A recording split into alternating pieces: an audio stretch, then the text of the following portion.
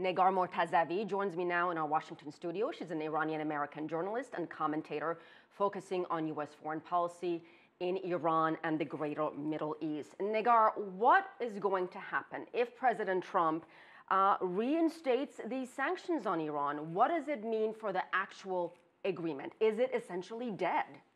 It is. It's basically the U.S. officially pulling out of the JCPOA or the Iran deal. And the latest we're hearing from the Iranian Foreign Ministry is that if the U.S. doesn't stay, the Iranians are not planning to stay either, which is even contrary to what they said before, that they were having a plan with the Europeans to sort of modify even if the U.S. is pulling out. But now it seems like the official line coming out of Tehran is also that if you leave, we will not stay. And by reimposing sanctions, is that in violation of this agreement?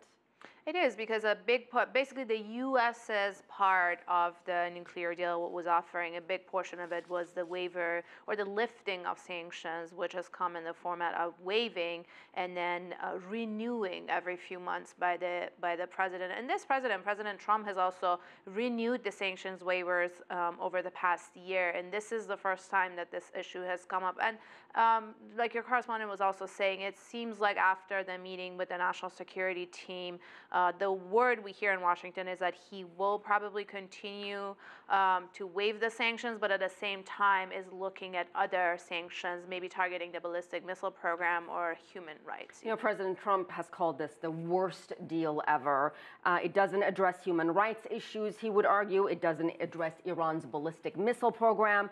Is it possible to craft another agreement and include those things in any potential deal with world powers?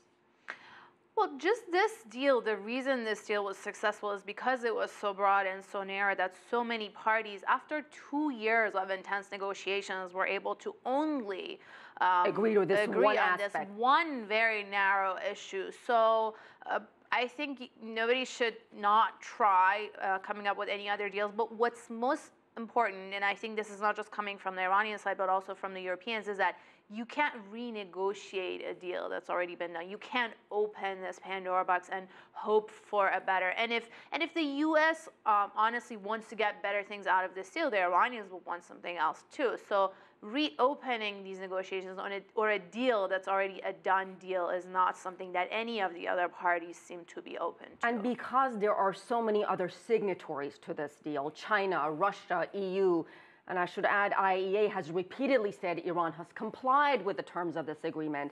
How can an agreement be essentially dead if one country is the one that's pulling out?